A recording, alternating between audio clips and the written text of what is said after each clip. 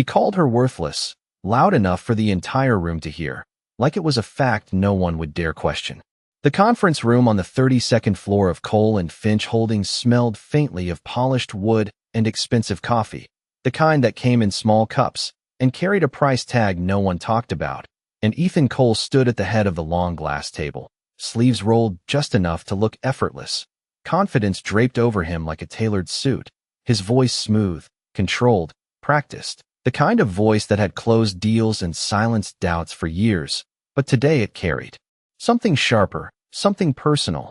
As his eyes locked onto the woman standing quietly near the door, a woman most people in the room didn't recognize, and those who did wished they didn't. Clara Hayes didn't belong in rooms like this, at least not in the version of the story everyone had been told. The version where she was the ex-wife who couldn't keep up, who faded into something small and forgettable after the divorce. The one Ethan had outgrown, outperformed, outlived in every possible way. And yet there she was, dressed in a simple navy coat, no designer label in sight, her posture straight, her expression unreadable, as if she had stepped into the wrong scene but refused to apologize for it. A few heads turned, whispers started like a quiet ripple across the table, curiosity mixed with amusement, because in a room built on hierarchy, people could sense when someone didn't fit, and they enjoyed it. Ethan didn't wait. He never did. Did security start letting just anyone walk in now? He said, not even bothering to lower his voice, a light chuckle following as if it were harmless, as if it were nothing, but the words landed exactly where he wanted them to, cutting clean and precise. A few people laughed, the safe kind of laughter, the kind that followed power, and someone near the far end of the table leaned closer to another, whispering something that ended in a smirk. Ethan tilted his head slightly, studying Clara like she was an inconvenience he had already decided to dismiss. You're in the wrong place, he added, softer now, but somehow louder in the silence that followed. This meeting is for people who actually matter. The room stilled, not completely silent, but close enough that every small movement felt amplified. The shifting of a chair, the faint tap of a pen against glass, the hum of the city far below filtering through the floor-to-ceiling windows, and Clara didn't move. She didn't defend herself, didn't argue, didn't even flinch in the way he had trained her to once, back when his words had the power to shrink her, to shape her, to make her question the ground beneath her feet. Instead, she simply looked at him, not with anger, not with hurt, but with something quieter, something steadier, as if she were seeing him clearly for the first time in years, and that unsettled him more than he would ever admit. Ethan let out a breath through his nose, dismissive, turning slightly back toward the screen behind him as if the moment were already over, as if she were already gone, but she wasn't. She remained exactly where she was, calm in a room that had already decided her value, and for a brief second, barely noticeable, something shifted in the air, something subtle but undeniable, like the pause before a storm no one had forecast.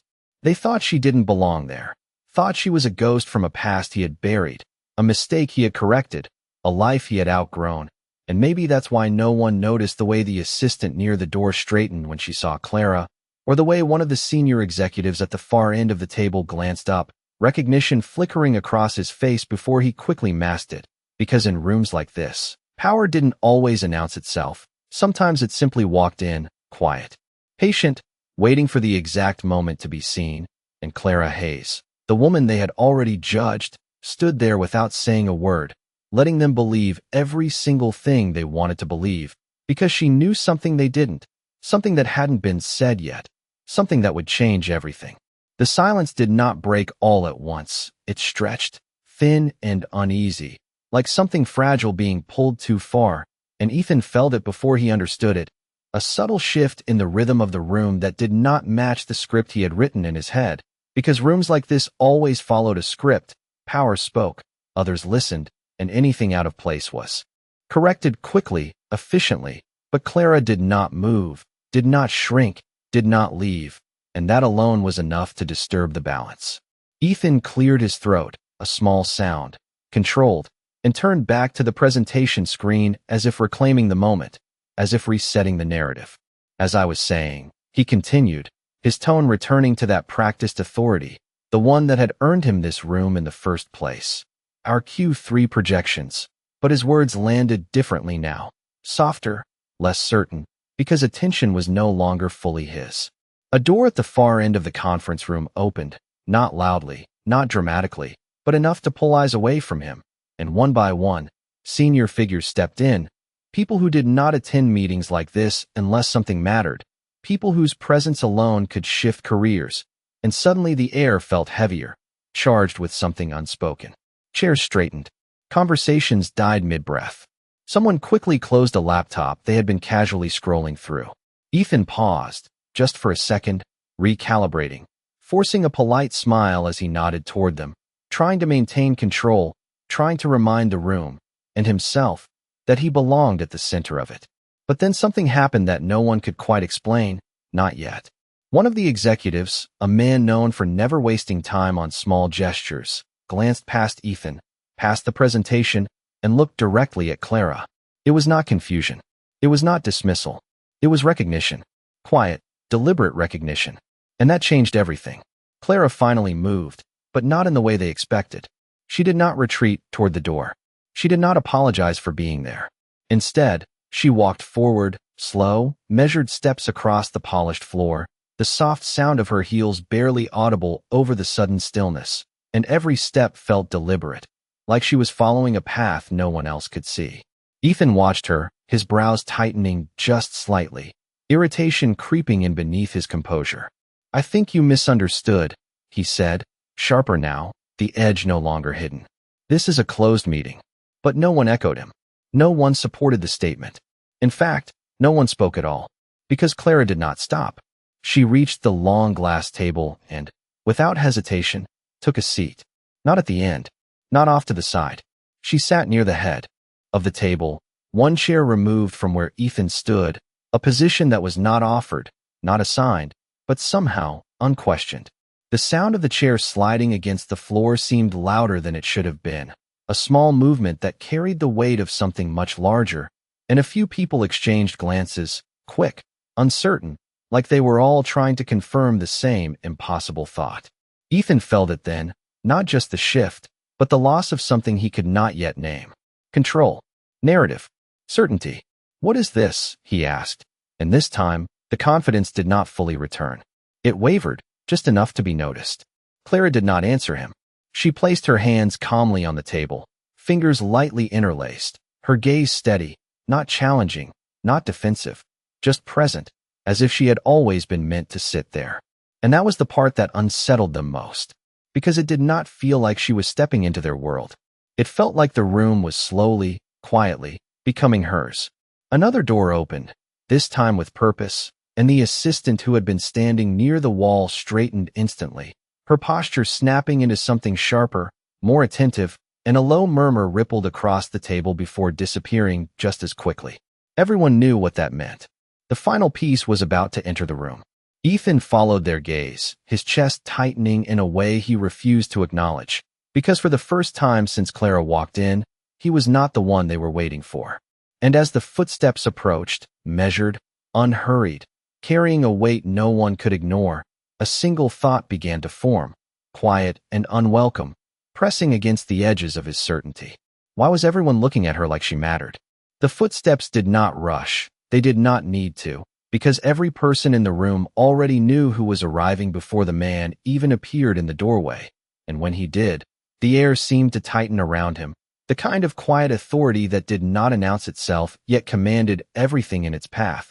And Ethan straightened instinctively, his posture adjusting, his expression shifting into something more respectful, more controlled, because this was the man who decided futures here, the man whose approval could elevate or erase.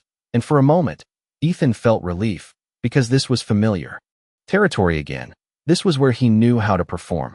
"Good morning," the man said, his voice calm, measured, carrying easily across the room without effort, and a chorus of greetings followed, polite, synchronized, practiced, the kind of response built on years of hierarchy and expectation.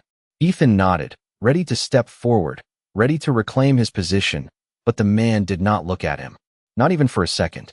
Instead, his gaze moved past him, past the screen, past the carefully prepared presentation, and settled directly on Clara. It was not a glance. It was recognition. Clear, unmistakable, deliberate. The shift was instant. The room felt it like a current running through every chair, every breath, every unspoken thought. Ethan's smile faltered, just slightly, as he followed that gaze, confusion threading into his certainty. The man took a few steps forward, his shoes quiet against the polished floor, and stopped beside Clara, not across from her, not above her, but beside her, as if that was always where he intended to stand.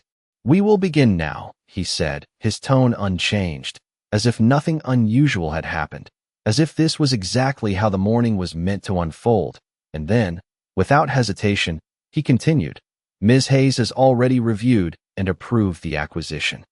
The words landed softly, but the effect was immediate, a ripple of surprise moving through the room, subtle but undeniable, and Ethan felt something cold settle in his chest, because that sentence did not make sense, not in the version of reality he had been holding on to. "I am sorry," Ethan said, forcing a small, polite laugh that sounded thinner than he intended. "There must be some confusion." He glanced at Clara, expecting her to correct it, to step back into the role he had assigned her, but she did not move. She did not look at him. She simply sat there, composed, steady, as if the room had finally aligned with something she had known all along. The man turned his head slightly then, finally acknowledging Ethan, and there was no irritation in his expression, no anger, just a calm clarity that made the moment feel even heavier. "There is no confusion," he said. Silence followed. Not the casual kind, not the polite pause between conversations, but the kind that settles in when something irreversible has just been said. Ethan opened his mouth, then stopped, the words refusing to come together in any meaningful way, because the ground beneath him had shifted, and he could feel it, even if he could not yet fully understand it. The man continued, his voice steady, almost gentle, but every word precise. "As of this morning, Miss Clara Hayes is the majority owner of this company." The sentence did not echo. It did not need to, because it settled into the room with a finality that left no space for interpretation, and for a moment, no one moved, no one spoke, as if they were all waiting for someone to undo it, to correct it, to return things to the way they had been just minutes ago, but nothing changed. Ethan felt the weight of every pair of eyes, not on Clara, but on him, the same room that had followed his lead now watching him, measuring him against something he could no longer control, and slowly, almost reluctantly, his gaze returned to her. Clara met it this time, not with triumph, not with anger, but with a quiet understanding, the kind that did not need to prove anything. She rose from her seat, smooth, unhurried, and adjusted the sleeve of her coat with a small, precise movement, as if the moment required nothing more. "We can proceed," she said, her voice calm, even, the same voice that had once been dismissed, minimized, overlooked, now carrying effortlessly across the same room that had tried to reduce her. She did not raise it. She did not need to. And Ethan stood there, the echo of his own words still lingering in his mind, suddenly stripped of their certainty, because for the first time, he understood what they sounded like from the other side, and what they had cost him. And as Clara turned her attention back to the table, to the meeting, to the future that was now unmistakably hers, the realization settled in, quiet and absolute. She had never been worthless. He had simply never seen her worth. The room did not return to normal after that. It could not, because something fundamental had been rewritten in the span of a few quiet sentences, and now every movement, every glance, every breath carried a new awareness that had not existed before, and Clara felt it without needing to look, the shift in posture around the table, the way people who had ignored her minutes ago now sat straighter, more attentive, as if proximity to her suddenly mattered. She did not rush. She did not claim the moment with grand gestures or sharp words. She simply opened the folder in front of her, the soft sound of paper against glass somehow louder than anything Ethan had said earlier, and began to review the documents as if this had always been her place, as if she had always been the one guiding the direction of the company. The man beside her stepped back slightly, giving her space, not out of obligation, but out of recognition, and that detail did not go unnoticed. Ethan remained standing for a second too long, caught between instinct and disbelief, before slowly lowering himself into his chair, the movement stiff, controlled, but lacking the ease he once carried, because sitting down now felt different, like conceding something he had not agreed to lose. His eyes stayed on Clara, searching for something familiar, something he could still define, but the woman in front of him no longer fit any version of the past he understood. She spoke then, not loudly, not forcefully, but with a clarity that settled over the room like a decision already made. "Let us move forward with the acquisition timeline," she said, her tone steady, professional, leaving no space for hesitation, and the screen behind Ethan, once his domain, now felt like a tool she could direct without touching. A senior analyst leaned forward immediately, responding to her instead of him, outlining projections with a precision that shifted its alignment toward her expectations. And just like that, the flow of the meeting adjusted, quietly but completely, orbiting around a new center. Ethan opened his laptop, the familiar motion offering a brief sense of control, but his fingers hovered over the keyboard without purpose, because the conversation no longer required his input, and the realization settled in slowly, like a weight he could not put down. Around the table, eyes moved differently now, no longer seeking his approval, no longer reacting to his cues, but watching Clara, measuring her, aligning with her, and in those small, almost invisible adjustments, the hierarchy he had relied on dissolved without a single word announcing it. Clara listened more than she spoke, nodding slightly, asking precise questions, each one cutting cleanly to the core of the discussion.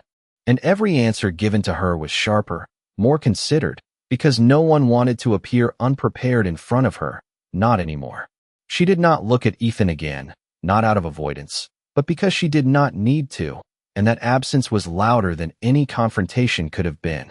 He shifted in his seat, the polished edge of the table reflecting a version of himself he did not fully recognize, and for the first time, he noticed the details he had ignored before, the way she held her shoulders, the steadiness in her voice, the quiet authority that did not ask for attention but commanded it anyway.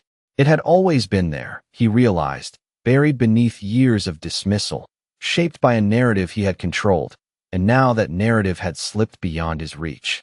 The meeting continued, numbers discussed, strategies outlined, decisions made, and with each passing minute, the reality became harder to deny, not because it was loud or dramatic, but because it was consistent, undeniable, woven into every interaction.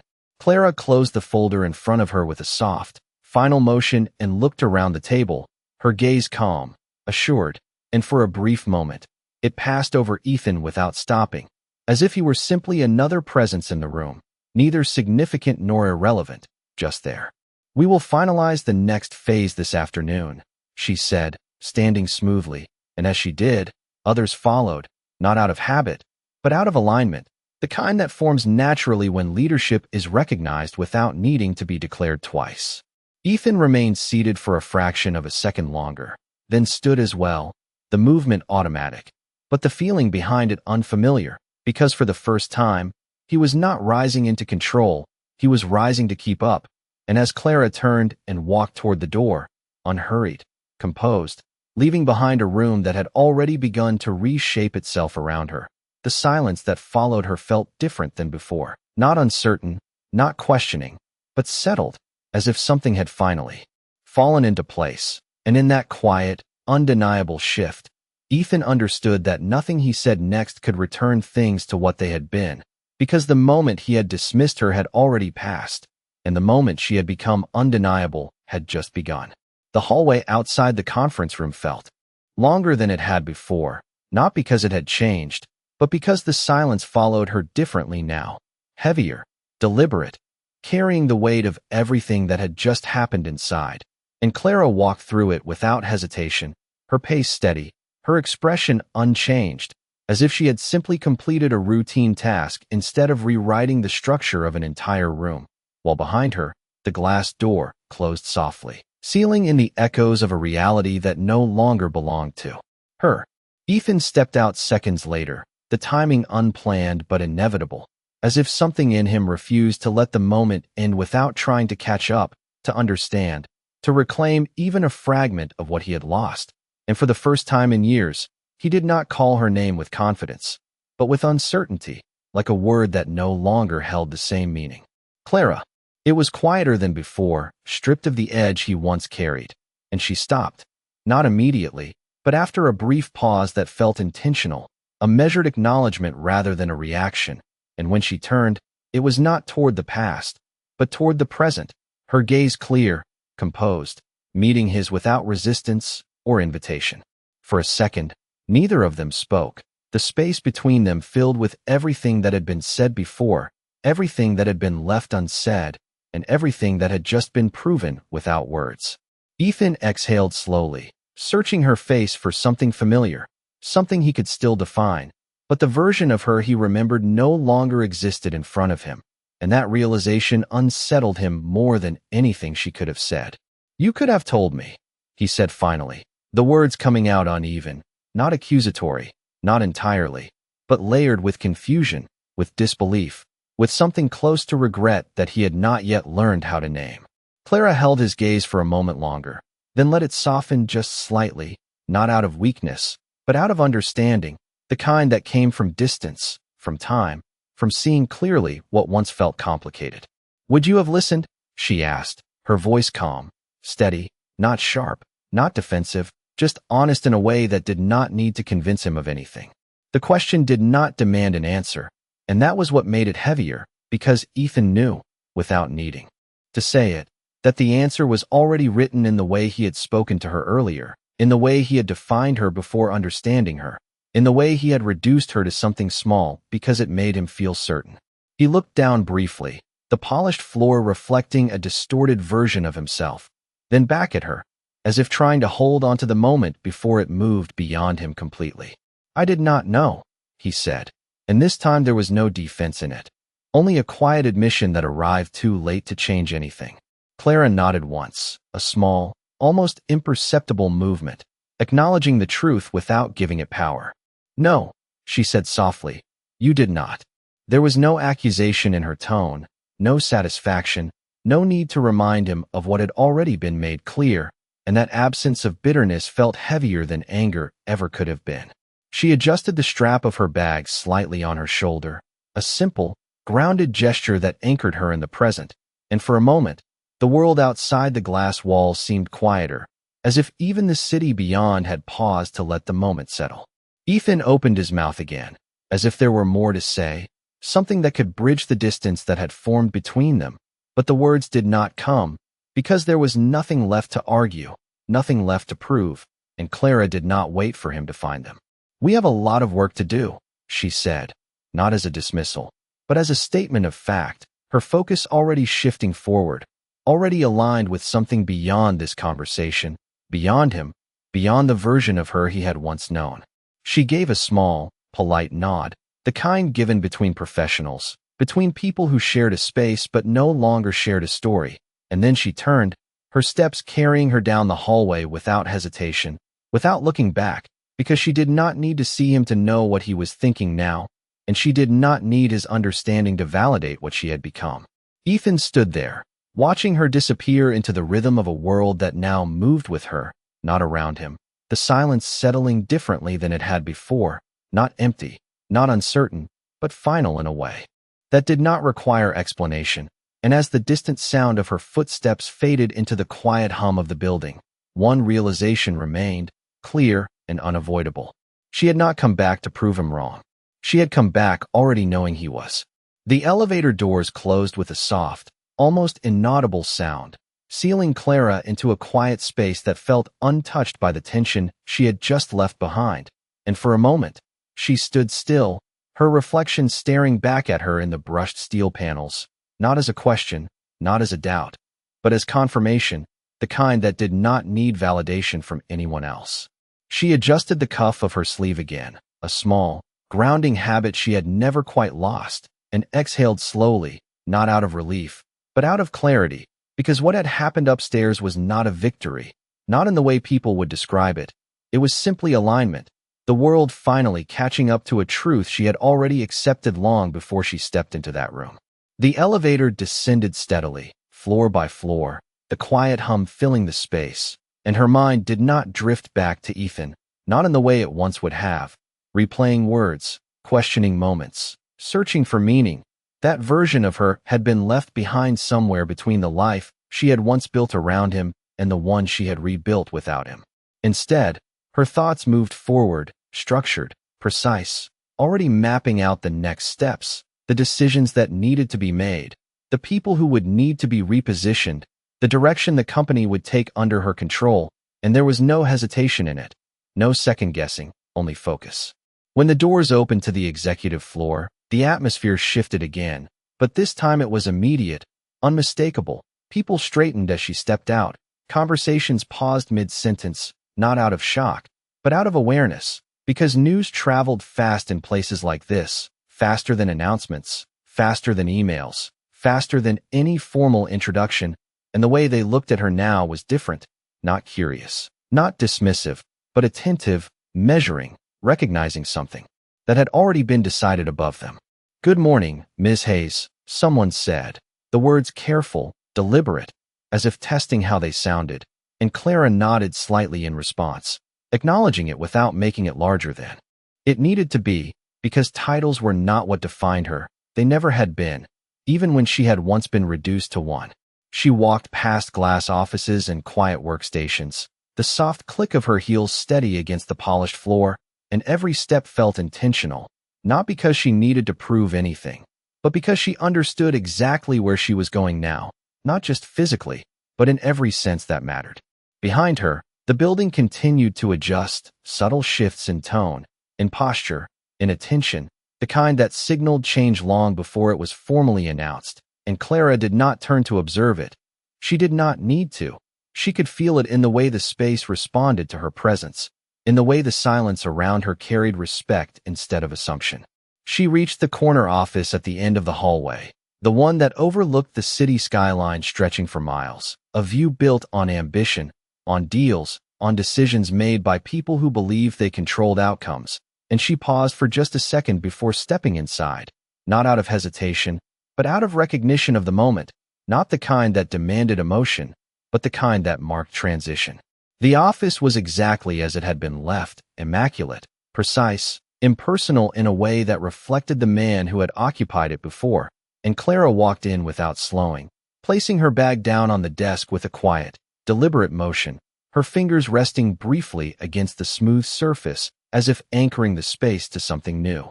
She moved to the window, looking out over the city below, the movement of cars, the distant rhythm of people who had no idea what had just shifted inside this building. And for a moment, everything felt still, not empty, not uncertain, but settled in a way that did not require celebration. A soft knock came at the door, and an assistant stepped in, tablet in hand, posture attentive. "Your schedule has been updated," she said carefully. Clara turned slightly, her expression calm, focused, already moving forward. "Let us begin," she replied, her voice steady, and as she took her place behind the desk, the same desk that once represented someone else's power, now quietly, undeniably hers, there was no need to look back, because everything she needed was already in front of her, and for the first time in a very long time, the silence that surrounded her did not feel like something to endure, it felt like something she owned. The office did not stay quiet for long, not because Clara lost control of it, but because the world outside her door had already begun to move in response to her presence, and within minutes, the soft rhythm of organized urgency filled the space, emails being sent, meetings being rearranged, names being whispered with new weight, and Clara sat at the center of it without raising her voice, without rushing, simply guiding it with small, precise decisions that carried further than they appeared. The skyline stretched beyond the glass in front of her, sunlight reflecting off steel and glass towers, a reminder of how many people believe power had to look loud to be real. But inside this room, it moved differently, quieter, steadier, undeniable. The assistant returned with a list of department heads waiting for confirmation on revised projections, and Clara scanned the tablet briefly, her eyes moving quickly, absorbing details without hesitation, the kind of clarity that came not from sudden change, but from years of learning in silence, years of being overlooked long enough to see everything others ignored. "Schedule them in," she said, her tone even, not demanding, but final, and the assistant nodded immediately, leaving without needing further instruction. because clarity removed the need for repetition. Across the building, Ethan sat at his desk, but the room no longer felt like his, the familiar layout now carrying a distance he could not bridge, and the emails arriving in his inbox reflected it, subtle changes in tone, in phrasing, in authority, all pointing toward a shift he could not undo. And for the first time, he read his own name in messages that no longer positioned him at the center, but somewhere slightly to the side, not removed, but no longer leading. He leaned back in his chair, staring at the screen, the earlier moment replaying in fragments, not as a dramatic scene, but as a series of small realizations that had quietly dismantled everything he thought he understood. Clara, in the office above, did not think about him. Not because she was avoiding it, but because there was nothing left to resolve, and that absence of focus was what defined the difference between them now. "Hey." Knock came again, followed by the entrance of the senior financial officer, a man known for challenging every decision before accepting it, and he paused just inside the doorway, measuring the room, measuring her, then stepped forward with a slight nod. "I reviewed the acquisition details," he said, his voice professional, neutral, but attentive in a way that signaled respect rather than obligation. Clara gestured toward the chair across from her, inviting without ceremony, and as he sat, the conversation began not as a test, but as a collaboration, questions exchanged, numbers clarified, strategies refined, each point building on the last with a rhythm that felt natural, efficient, grounded in something stronger than position alone. He listened to her, not because he had to, but because what she said held weight, and when she finished outlining her direction, he nodded once, slow, deliberate, the kind of acknowledgement that was earned, not given lightly. "Understood," he said, and that single word carried more significance than approval ever could, because it meant alignment. The door closed behind him, and the office returned to its quiet focus, the kind that allowed decisions to take shape without distraction, and Clara stood, moving once more to the window, her reflection faint against the city beyond, not searching, not questioning, just present in a moment she had already grown into. Downstairs, the building continued to adjust, conversations recalibrating, alliances shifting, perspectives realigning, all without announcement, all without spectacle, because true change rarely arrived with noise. It settled in gradually, until it became impossible to deny. Ethan remained at his desk, the cursor blinking on an unfinished email, and for the first time, he hesitated before typing, not because he lacked the words, but because he was no longer certain how they would land, no longer certain who they were meant to reach. And as he looked up toward the upper floors, toward a space he had once considered distant and irrelevant, the realization pressed in again, steady, unyielding. The world had not changed for her. It had simply revealed where she had been all along, and now, everyone else was finally seeing it. By mid-afternoon, the building no longer felt like the same place Ethan had walked into that morning, not because anything visible had changed, but because everything invisible had. The tone of conversations, the direction of attention, the quiet hierarchy that had once been. Predictable now shifting into something he could not quite follow. And as he stepped out of his office, the hallway seemed different, not in design, but in how it responded to him. People still greeted him, still nodded, but there was a pause now, a fraction of a second where their focus seemed to move past him before returning, as if their priorities had already adjusted to something new.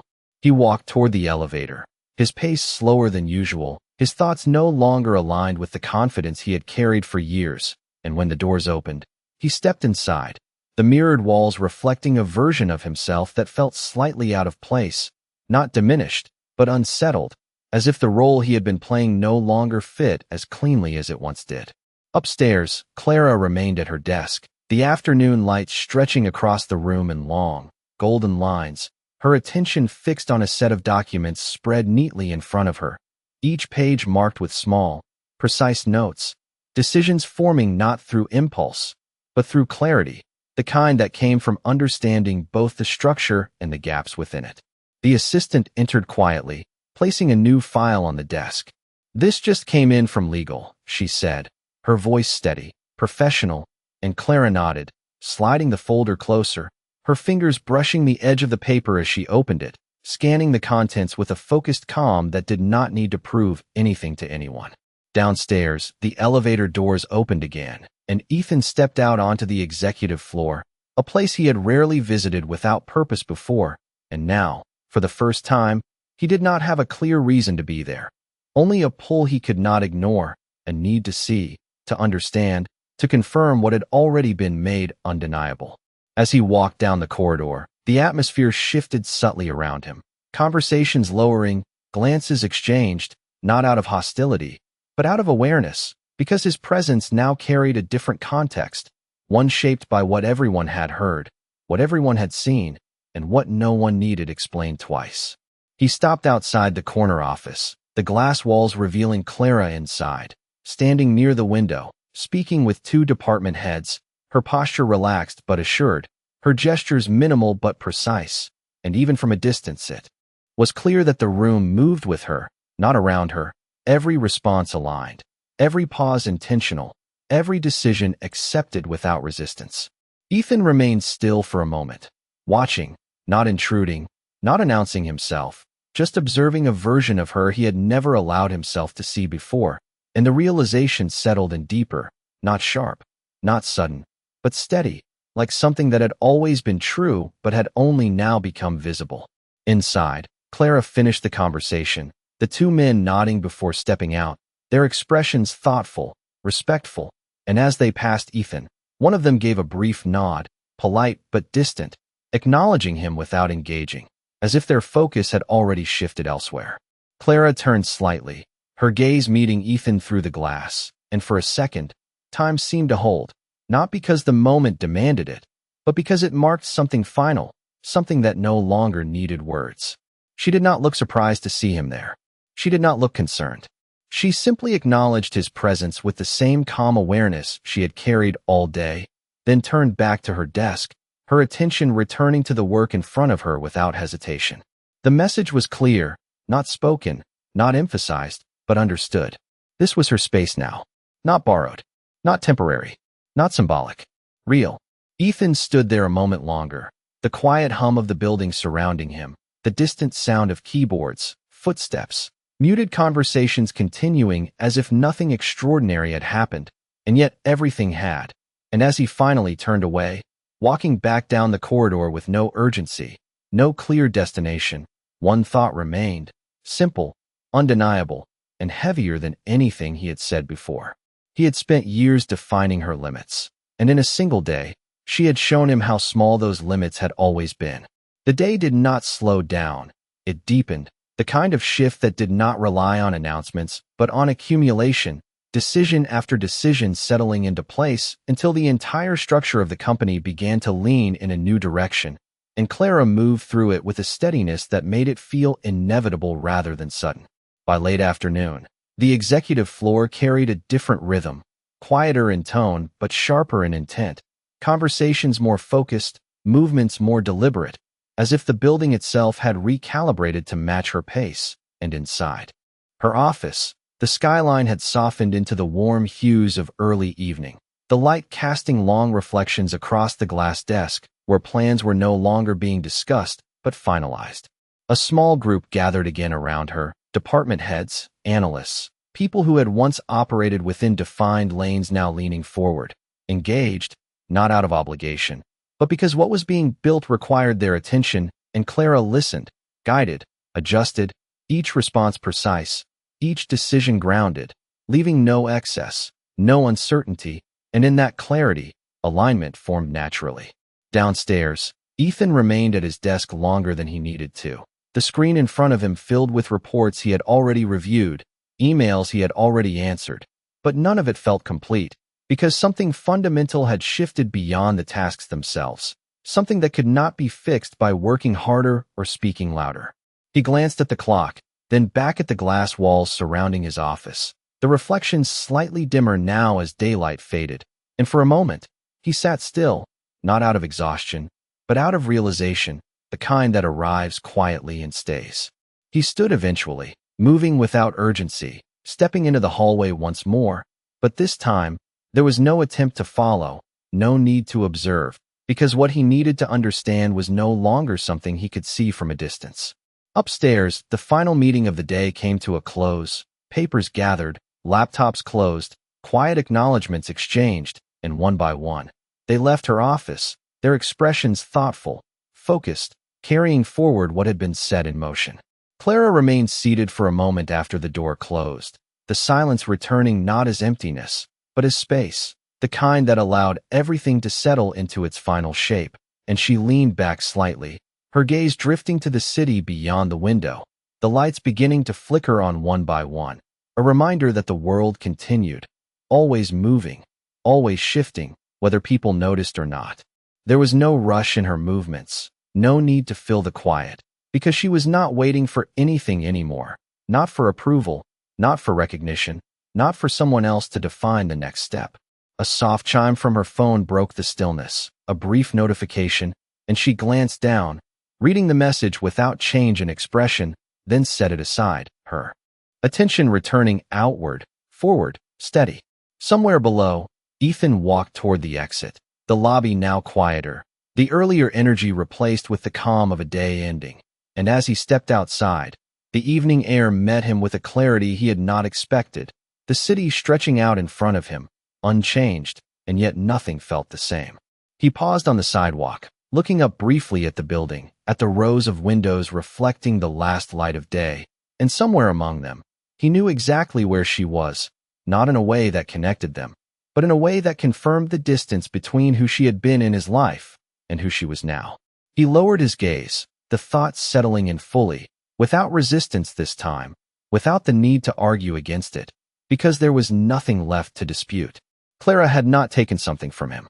She had simply stepped into what had always been hers, and as the city lights grew brighter and the last traces of daylight disappeared, the realization stayed with him, quiet, complete, and impossible to ignore. Some people do not rise by chance. They rise when no one is watching, until one day, everyone finally does. The city had fully transitioned into night, the glass towers now reflecting 1,000 scattered lights, each one a reminder that while some stories ended quietly, others were just beginning, and inside the corner office high above the streets, Clara remained exactly where she needed to be, not lingering, not hesitating, simply present in a space that no longer felt borrowed but earned, shaped, and undeniably hers. The office was dimmer now, the overhead lights softened, leaving the glow of the city to fill the room with a calm, steady brightness, and she stood by the window once more, not to admire the view, but to take in the stillness that came after momentum, the kind of stillness that did not signal an end, but a transition into something deeper, more intentional. Behind her, the desk held the imprint of a full day, neatly stacked files, a tablet resting beside them, notes written with clarity and purpose, nothing excessive, nothing unfinished, because the work she had begun was not about proving anything. It was about building something that would not need to be explained. A soft knock came again, quieter this time, almost hesitant, and when Clara turned, the assistant stepped in, her posture respectful, but more relaxed now, as if the earlier tension had settled into something more natural. "The car is ready whenever you are," she said, her voice low, and Clara gave a small nod, acknowledging without urgency, because leaving was not an escape. It was simply the next step in a day that had already redefined itself. She gathered her things slowly, not out of reluctance, but out of presence, her movements deliberate, grounded, and as she reached for her coat, her hand paused briefly on the back of the chair, a subtle recognition of the space she was leaving, not as a goodbye, but as a quiet confirmation that she would return on her own terms. Down below, the lobby had grown quieter, the steady flow of people replaced with a slower rhythm, security nodding as employees exited, conversations softer, more reflective, and when Clara stepped out of the elevator, the shift was immediate, subtle but unmistakable, the kind that did not require announcement, because awareness had already spread, and the way people looked at her now carried a different weight. Not curiosity, not surprise, but recognition, the kind that settles in once truth becomes visible. She moved through the space without slowing, acknowledging no one and everyone at the same time, her presence calm, unforced, and as the glass doors opened to the night air, the city greeted her not as something distant, but as something she now moved within freely, without constraint, without doubt. Across the street, Ethan remained where he had been for longer than he intended, leaning slightly against the edge of the building, his gaze unfocused until the movement caught his attention. And when he saw her step out, framed by the lights behind her, something in him stilled, not with shock, not with disbelief, but with understanding that had finally settled into place. She did not look for him. She did not expect him. She simply walked forward, her pace steady, her focus ahead, and for a brief moment, the distance between them felt absolute, not measured in steps or space, but in everything that had changed and everything that could not return. The car door opened, and she paused only long enough to step inside, the motion smooth, unremarkable, and as the door closed, the reflection of the city lights shifted across the glass, obscuring her from view, not dramatically, but naturally, like a chapter that had already turned. Ethan remained where he was, watching the car pull away, the taillights fading into the flow of traffic, and the silence that followed was not empty.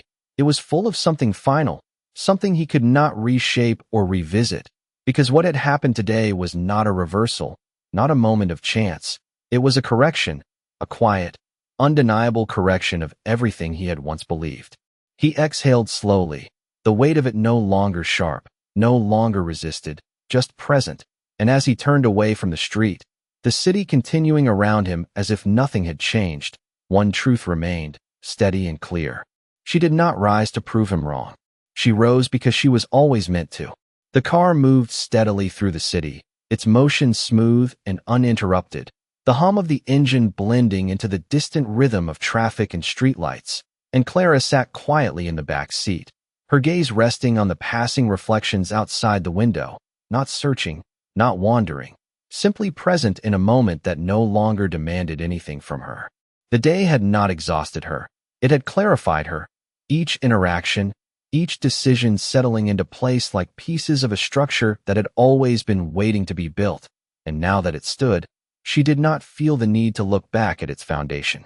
The driver kept his focus on the road, the route familiar, the destination already known without needing to be spoken, and inside the car, the silence felt complete, not empty, not heavy, but owned. Across the city, Ethan walked without direction at first, his steps slower than usual, his mind no longer racing to solve or respond, but instead replaying moments that now carried a different weight, not because they had changed, but because he had. The words he had spoken that morning no longer felt like control. They felt like something smaller, something careless, something that had revealed more about him than it ever had about her. And as he moved through the evening crowds, surrounded by people who had no idea what had unfolded, the realization did not sting. It settled, quiet and undeniable. He stopped at a corner, the red light holding the flow of traffic, and for a moment, he simply stood there, watching the reflection of headlights stretch across the pavement, thinking not about what he had lost, but about what he had never taken the time to understand. Clara, in the car, shifted her gaze briefly to her phone as another message appeared, a confirmation for the following day's meetings, a schedule already filling, already moving forward, and she read it without pause, without reaction, then set it aside, her attention returning to the city outside, because tomorrow was not something she needed to prepare for in fear or doubt. It was simply the continuation of something she had already stepped into fully. The car slowed as it approached her building, the entrance illuminated softly, a quiet contrast to the glass tower she had left behind, and as it came to a stop, the driver stepped out to open the door, the movement respectful but routine, not ceremonial, because nothing about her presence required performance anymore. She stepped out onto the sidewalk, the night air cool against her skin, grounding, steady, and for a brief moment, she paused, looking up at the building, not with longing, not with reflection, but with the calm acknowledgement of a life that belonged entirely to her. Behind her, the car pulled away, merging back into the flow of the city without disruption, and Clara walked toward the entrance, her steps measured, unhurried, the quiet confidence of someone who no longer needed to prove where she belonged. Ethan remained at the corner long after the light changed, long after the crowd moved around him, his thoughts no longer searching for answers, but settling into something simpler, something more honest. And as he finally turned to walk, not back to the office, not toward anything familiar, but forward without expectation. One realization stayed with him. Not sharp, not heavy, but clear. Some people are not overlooked because they lack value. They are overlooked because others lack the vision to see them. And by the time that vision comes, it is no longer needed. Morning arrived without hesitation, the city waking in layers of light and motion. And by the time the first rays reflected off the glass towers downtown, Clara was already moving through her day with the same quiet precision that had defined the one before, not rushing to establish control, not needing to assert presence, because both had already settled naturally into place. The building greeted her differently now, not with curiosity, not with adjustment, but with continuity, as if her position had always existed and everyone had simply aligned with it overnight. And as she stepped through the lobby, the subtle nods, the brief acknowledgments, carried no hesitation, no second thought, only recognition that required no explanation. Upstairs, the office felt unchanged, yet entirely different. The desk no longer representing transition, but permanence, the space shaped not by history, but by intention, and Clara moved through it with an ease that came from clarity, not comfort, because comfort could fade, but clarity remained. The morning meeting began exactly on time. No delays, no uncertainty. The room filling with the same individuals who had sat around her the day before, but their presence now carried a different energy, more focused, more aligned, as if whatever doubt had existed had quietly dissolved overnight, replaced by something steadier, something that did not need to be discussed. Clara took her seat without ceremony, her posture relaxed but deliberate, her attention already centered, and when she spoke, the room responded not with surprise, but with readiness, because the direction had been set, and now it was simply being followed. Down in his office, Ethan arrived earlier than usual, the habit of control still present even if its meaning had shifted, and as he sat at his desk, reviewing the same reports that once felt routine, he noticed the difference immediately, not in the numbers, but in how they connected, how decisions were being made, how authority had subtly shifted in ways that no longer pointed toward him. The emails were clearer now, more direct, less dependent on his input, and for the first time, he read them not as instructions he would refine, but as outcomes he would follow. He leaned back slightly, the chair creaking softly beneath him, and allowed the realization to settle without resistance, because resisting it would not change it, and understanding it, even slowly, was the only way forward. Back upstairs, the meeting progressed with a rhythm that felt almost effortless, not because it lacked complexity, but because it was guided by something that removed unnecessary friction, Clara's decisions cutting through uncertainty without force, each choice grounded, each adjustment intentional, and the room responded in kind, not with hesitation, but with trust, the kind that builds quietly and holds steady. She listened more than she spoke, and when she did speak, it carried weight not from volume, but from clarity, the kind that does not need repetition to be understood. The meeting concluded without delay, without confusion, the next steps already defined before anyone needed to ask, and as the room emptied, the quiet that followed was not emptiness, it was confirmation. Clara remained seated for a moment, reviewing the final notes, her gaze steady, her movements unhurried, and as she closed the folder in front of her, there was no sense of completion, only continuation, because what she had stepped into was not a single moment, but a trajectory.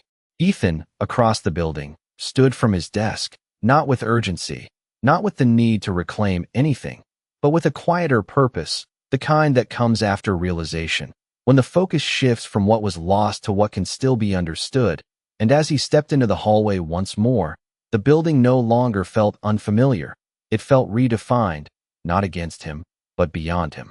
Clara stood then, moving toward the window once more, the city stretching out in front of her, unchanged and yet entirely different in what it now represented, and for a brief moment, she allowed herself to simply stand there, not reflecting on what had happened, not anticipating what would come, but existing fully in a space she had earned without needing to announce it.